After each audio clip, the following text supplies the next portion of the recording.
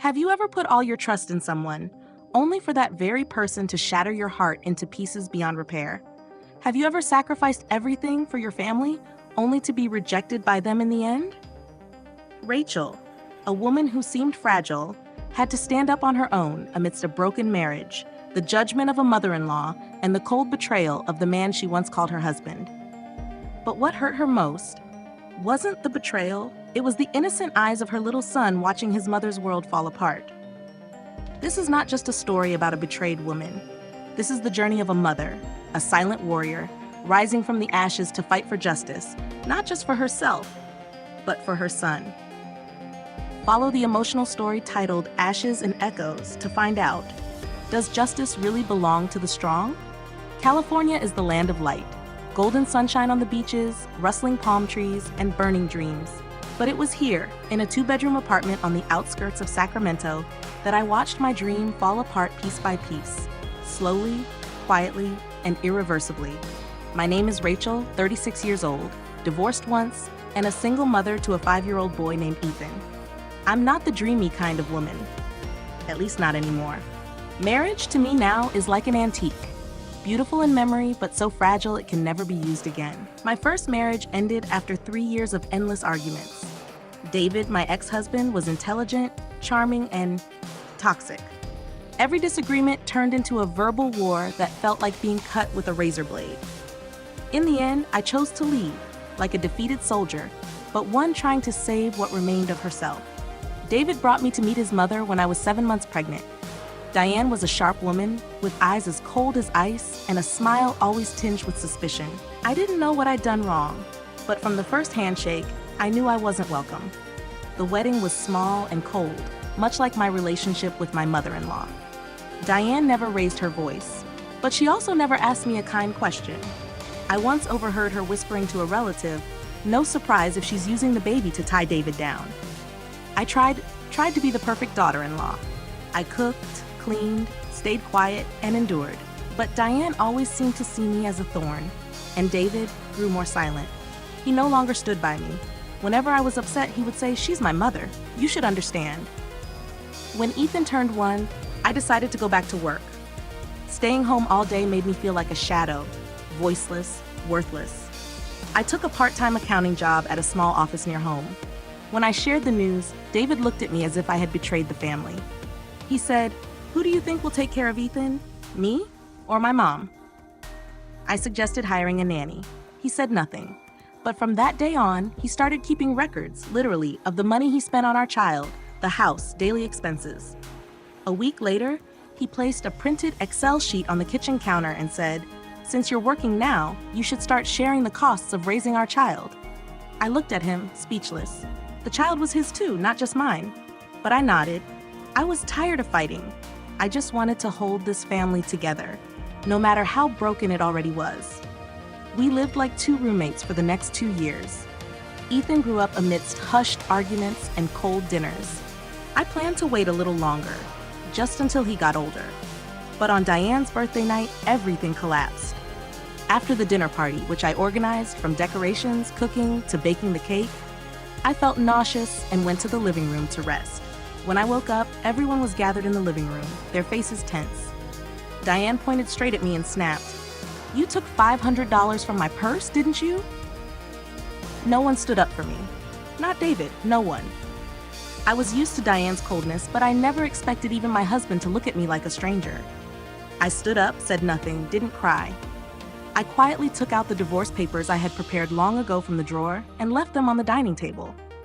The next day, I moved out. I thought that was the end. I had lived too long in a fake marriage to not know when it was dead. But I didn't expect David to show up at the door of my small apartment half a month later, holding a stack of documents. "You get custody of our son, fine. But what about the money I spent on him before? How do you plan to handle that?" I laughed. Not because I was happy, but because I couldn't believe that the man who once promised to protect me could become so petty. If it's war he wants, I thought, then I'll show him what it means to fight. I remember the first day I stepped out of that house, the one that used to be called home. My hand held tightly to only one thing, Ethan's tiny hand. Everything else I left behind. Not because I couldn't take it, but because I didn't want to. The carefully framed wedding photos, the wedding glasses his mother picked for us, the couch I used to sleep on whenever my mother-in-law made me feel like a stranger in my own home, they were all now the corpses of a dead dream. I rented a small 2-bedroom apartment on the outskirts of Sacramento, where sunlight streamed through the foggy windows each morning. I rebuilt my life with my own hands. From an IKEA dining table I assembled myself to reclaiming my old administrative job at a law office. Every evening I sat beside Ethan, read him books, and reminded myself, I'm still here. I'm still his mom. But I knew things weren't over. One weekend afternoon, as I was getting ready to take Ethan to the park, the apartment door shook with loud knocks. It was him. Rachel, open the door. I need to talk. David's voice rang out, shameless as if he hadn't signed the divorce papers in silence. I opened the door, and there he stood, the man who once swore to protect me and our son. Now, he was as cold as the opposing counsel in court. About child support, he began. I froze. What do you mean? I asked, trying to keep my voice calm. I recalculated. During the 3 years we were together, I spent over $30,000 on Ethan. You want to raise him? Then you'll have to repay my share. Or, we can settle this in court. I laughed. Not because it was funny, but because I was in so much pain, I could have gone mad. Then go get your mother, I replied. Let me talk to her clearly, once, before I file a claim against you for this outrageous behavior. David's eyes darkened, but he said nothing more. He walked away. I slammed the door shut, leaned against the wall, shaking, not from fear, but from rage. The following week, I hired a lawyer. Her name was Tara McBride. Strong, sharp, and someone who deeply understood the feeling of betrayal by those who once called you family. We'll countersue if needed, Tara said after reading David's reimbursement demand. And I'll also file a formal child support petition under the law. But I knew that fighting through the law was only half the battle. The other half was facing the pain inside me. I began seeing a therapist once a week. Her name was Eliza Green, and in that room filled with soft candlelight, for the first time, I dared to speak the truth. It wasn't just my mother-in-law who disrespected me. The entire family had treated me like a tool to bear children, to serve. And when I was no longer useful, they discarded me like a worn-out object. Why didn't you fight back from the start? Eliza asked me one day. I stayed silent for a long time, then whispered, because I thought, if I was good enough, they would love me. The first hearing took place 2 months later. My mother-in-law showed up in a dark blue dress she often wore to church, her eyes disdainful, like I was the one who tore their family apart. David sat beside his new attorney, and I could feel the air thick with tension. Tara stood beside me, firm as a seawall. But my heart was pounding. I didn't know how it would all end, but I knew one thing. Today, I stood up, not because I wasn't afraid, but because I didn't want Ethan to grow up and see his mother stay silent in the face of injustice. Sacramento Family Court, early Monday morning. I sat quietly outside the courtroom, holding Ethan's hand tightly, even though I knew he couldn't come in with me. Tara, my lawyer, was reviewing the case files. People said I was lucky to have someone like her, cold, smart, and unaffected by emotion. But today, I was the one who couldn't let emotion take over. David and his mother showed up 10 minutes late. I wasn't surprised. They always arrived late to assert dominance. I saw her, Diane Monroe, in a cream-colored suit, sharp heels, walking in like she was heading into a boardroom, and then they sat on the opposite side of the room.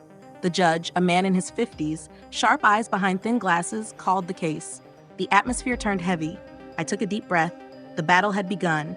David was the first to speak. His lawyer, a brown-haired woman named Rita, stood up and delivered a powerful statement, painting me as unstable, emotionally erratic, and unfit to raise a child. My client is willing to share custody, she said, but he wants to ensure the child grows up in a responsible and disciplined environment. We have evidence showing Miss Monroe has had emotional outbursts in front of the child, has quit jobs impulsively, and has signs of depression. I froze. I knew they would use everything against me. But this far? Tara stood up immediately, her voice sharp and unwavering. Your Honor, we have a certified statement from Ms. Monroe's therapist confirming her full capacity to raise her child. These therapy sessions are part of her recovery journey after severe emotional abuse during her marriage. Seeking therapy is not a weakness. It is proof of courage and responsibility to both herself and her son. I bowed my head, tears welling up. Not because I was in pain, but because, for the first time, someone stood up for me, not to shield me from pain, but to say that I had the right to be real, to be broken, and then to be whole again. But the worst was yet to come. Just as things seemed to be leaning in my favor, Diane, my former mother-in-law, suddenly requested to speak. "Your Honor, I have evidence that Miss Rachel once assaulted my son," she said, pulling from her bag a photo of David with a scratch on his face. I was stunned. It was the photo from that day, the day he smashed a glass against the kitchen wall, nearly injuring Ethan. I had pushed him away, a mother's instinct to protect her child. That scratch came from David hitting the edge of a cabinet when he lost his balance. Tara immediately responded, "We request that the full context of the incident be reviewed." Miss Monroe called the police that night, and there is an official report. The officers specifically noted that Mr. David Monroe displayed signs of domestic violence threats. The judge reviewed the file. He said nothing, but I saw him mark a section on the papers. Recess. I stepped out of the courtroom trembling. Ethan had been temporarily taken home by a friend of mine, so he didn't witness my breakdown. I sat on a bench, feeling like I had just walked through a storm. And then Diane walked up to me, eyes fixed. "You think you're going to win?" she whispered. "You have no idea who David really is. He has friends, money, family, and you have what? A bastard child and a filthy past." I didn't respond. I just looked her in the eyes. I had feared that gaze for 3 years, the disdainful, cold stare that made me shrink like an unprotected child. But not anymore. "You're wrong," I said quietly. "I have Ethan, and I have the truth." The final hearing ended at 5:47 p.m. The court didn't issue a ruling immediately. But I knew I had fought with everything I had. I was no longer the docile woman hiding behind her husband. I had faced my past, my fears, and the woman who once made me believe I didn't deserve a new life. Whatever the outcome, a part of me had already won. A week after the trial, I hadn't had a full night's sleep since that day. Every time I closed my eyes, I saw David's cold stare, his mother's contemptuous glare, as if I were a stain on their imaginary noble lineage. But the most painful was the moment I had to leave the courtroom, seeing Ethan turn his back, not understanding why his mother had to leave him now. I had fought, but would justice stand by my side? That morning, an email from Tara popped up. Subject line, "Verdict issued." My hands trembled as I opened the attached file. According to California state family law, primary custody is granted to Miss Rachel Monroe. Mr. David Monroe is granted bi-weekly visitation, supervised for the first 3 months. I cried. Silently. Tears fell like an old rainstorm, quiet but freeing. Not because I won, but because my voice was finally heard. That afternoon, I picked Ethan up early from school. He ran out, hair slightly messy, holding a scribbled drawing. "Mom, the teacher told me to draw my family. I drew you and me under a rainbow." I knelt and hugged him. In that moment, there was no courtroom, no legal documents, no mother-in-law or tangled past, just me and the little boy who kept me from falling apart. That evening, I received a handwritten letter. No sender name, just to Rachel. I opened it, recognized the firm, slightly slanted handwriting. It was from David's father, Mr. Harold Monroe, the man who for 3 years had never looked me in the eye and never spoke up in court. "Rachel, I know I've stayed silent too long. In this house, the first to speak is often the first to be silenced. David never learned to control his anger. Diane and I always hid it out of fear of judgment from others. But I saw you stand up, not for revenge, but for Ethan. If you need me to testify in any future proceedings, I will be there. I'm sorry. Harold." I sat still, the letter trembling in my hands. Turns out, no matter how long the truth is buried, it will surface one day, not with a scream, but with a silent awakening. The next day, David sent me a short audio message. Not an apology, just a simple, emotionless sentence. "Good luck, Rachel. Hope you know what you just destroyed." I didn't respond, because I hadn't destroyed anything. I just gathered the shattered pieces and learned to walk through the ashes he left behind. That night, Ethan and I released a floating lantern into the lake near our home. He asked, "Mom, what did you wish for?" I smiled. I don't wish anymore. I start doing. Justice had called my name. I won custody of Ethan. It was a victory. But there was no applause.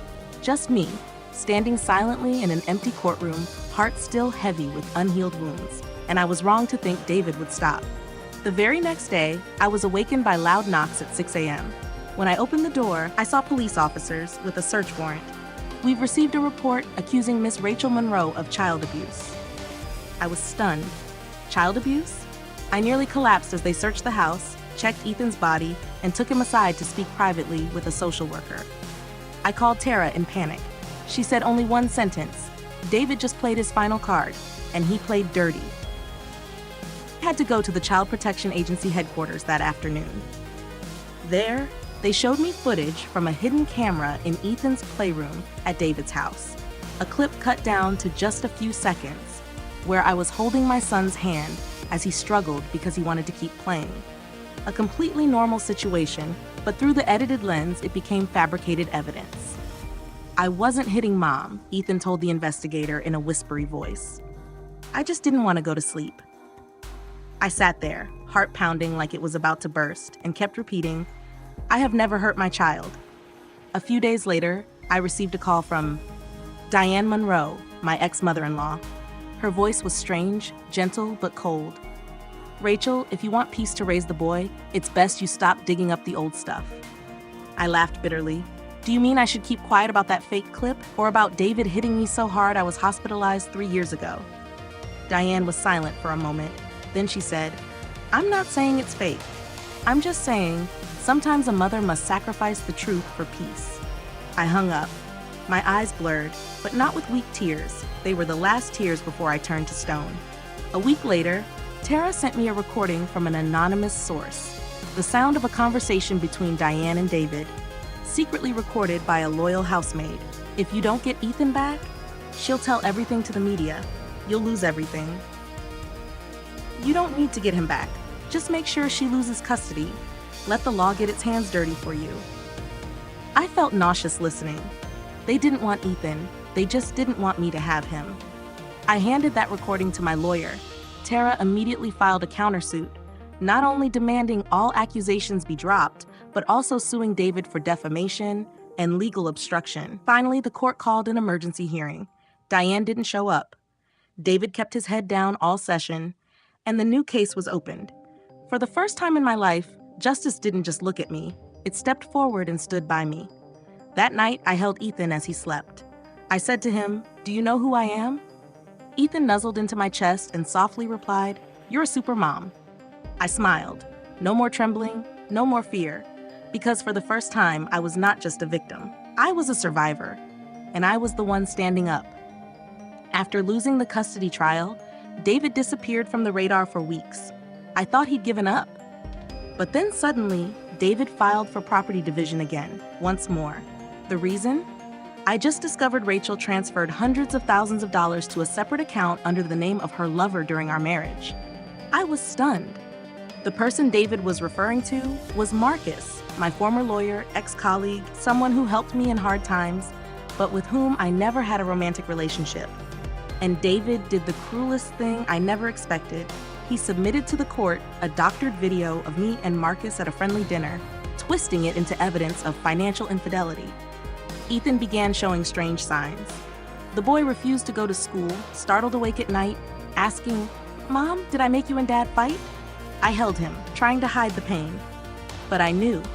David had started brainwashing Ethan, exploiting my son's fragile hurt to manipulate him. The anger inside me was no longer personal pain. It was a mother's fury. And then my mother-in-law, Diane Monroe, suddenly passed away. The press reported it as an accidental fall down the stairs in her mansion. But I didn't believe it. Something was wrong. Just a few days earlier, I received an anonymous email containing an audio file between Diane and an unidentified person, talking about a huge insurance policy under David's name that would be triggered if there was a major incident. And there was indeed an incident, Diane's death. 3 days after the funeral, I received a call from a strange woman. Her voice was hoarse and panicked. "Rachel, you don't know me, but I used to be David's lover. I have to warn you, He's preparing to run away and take Ethan with him. He has a fake passport. I felt my heart drop into an abyss. David not only wanted to hurt me, he wanted to take away everything left. I called the lawyer, reported to the police, called Tara too. We coordinated quickly as if we had practiced hundreds of times before. Security cameras were reset. Ethan's school was put under covert protection. And one afternoon, when David tried to pick Ethan up earlier than usual in a strange SUV, the police stopped him. David was arrested for attempted kidnapping of a minor and identity fraud. That night, I couldn't sleep. I sat in the dark beside Ethan, who was sound asleep.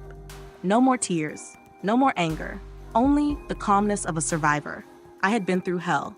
I lost everything. I was betrayed, slandered, crushed, but I was still here. And I knew one thing clearly: I am not weak. I am just a woman. But I am as strong as a mountain burned by fire, and still standing. I chose a small coastal town in Oregon. No one knew who I was here. No media, no probing eyes, no David. I rented a simple wooden house near the sea. Every morning, I took Ethan for a walk on the sand, listening to the waves and the salty breeze, soothing every wound in my heart. I started writing short stories, fragments of emotions I once hid. And I believed I was truly healing. Until one rainy afternoon, when I walked into an old bookstore on a street corner, an elderly woman limping handed me an old leather notebook. "You remind me of a girl who used to sit here writing a diary, also named Rachel." Quite a coincidence. I smiled softly but then froze when I looked at the first page of the notebook. The handwriting was David's. I opened the next pages. It wasn't my diary, but that of a woman named Eva Delaney. Each page was filled with emotional words, telling about a hidden relationship with a boy who couldn't marry her because of a family promise. That boy's name was Jonas D. I understood immediately. Jonas David. But what made my heart tighten was not the secret love story. It was the detail that Eva was pregnant and then disappeared. I brought the notebook home, stayed up all night searching every name, every tiny detail. Then I received a strange call at 3 a.m. A hoarse female voice said, "Don't dig too deep, Rachel. Some wounds, if torn open, will never heal." I asked who she was, but all I heard was a sigh in the last sentence. Eva didn't disappear on her own, she was forced. I went to the local town hall. In the old archives, I found a faint birth certificate. Mother's name, Eva Delaney. Father's name, blank. Child's name, Nathan Delaney.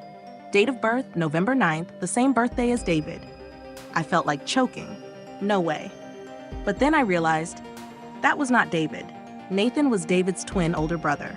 I called my old lawyer who once investigated David's family, and she confirmed, "Your ex-husband's family was involved in hiding an illegitimate child over 30 years ago, but that son never officially appeared." We found out more, and Nathan is currently living in a psychiatric nursing home in Salem. I went there, though my heart was trembling with every beat. He was thin, with dull eyes. But when I approached, Nathan looked straight into my eyes. "You are Rachel." I was stunned. "You know me?" "David talked about you. He hates you." I stammered. "Why are you here?" Nathan smiled sadly. "I wasn't obedient. I loved my mother, but she told me I was a mistake. David was obedient. He learned to endure, then manipulate. He learned how to hurt others like Mother did to me." I left the facility in the rain. My heart broke in a different way. David was not only an abuser, a liar. He was the final product of a sick past, where the mother twisted her son's soul to hide her own sins. And I was a link dragged into that whirlpool. I couldn't save David, nor Nathan, but I could save myself and Ethan. I burned Eva's notebook by the sea. It was not an act of erasing, but a final goodbye to a chain of tragedies spanning 3 generations. I returned, watching Ethan play with the waves, and for the first time, the wind no longer carried the scent of the past. I whispered, "Mom has been through hell, my son, but Mom is still here, for you, for me." Rachel sat by the small living room window, gentle sunlight filtering through the thin curtains, illuminating her face. Though tired, her eyes were stronger than ever. Little Ethan was playing in the corner, his innocent smile soothing every wound in her heart. The legal battle with David had ended. He lost, but that didn't mean everything would become easy. The ex-mother-in-law, with her schemes and prejudices, still haunted Rachel's mind. But this time, she understood that true strength was not only winning in court, but how she stood up from the wounds for her child, for herself. Family. That's where we are loved the most, but it can also be where the deepest wounds come from.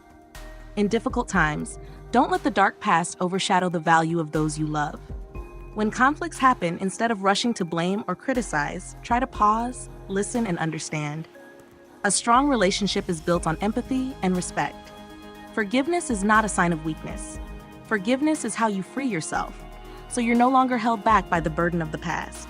And remember, keep kindness even to those who hurt you, because only then will you not be the one who suffers the longest. Rachel's story isn't over yet. Memories, unspoken words, wounds remain, waiting for her to face and resolve. No matter what the future holds, she promised to be a strong mother, a resilient woman, always striving to build a peaceful home for Ethan. And if you are also facing storms in your family, remember, not everyone can change the past, but everyone can decide the future. Hold on to faith, patience, and love, because that is the bridge across all difficulties, leading you to a safe shore. Thank you for following today's story. If you find this video meaningful, please hit the like button to support me. Don't hesitate to leave a comment below sharing your thoughts or experiences about the story. And if you want to see more touching storytelling videos, subscribe and turn on notifications so you don't miss any new uploads. Don't forget to share this video with your friends and family to experience these deep life values together. I truly appreciate your companionship on this journey. See you in the next stories.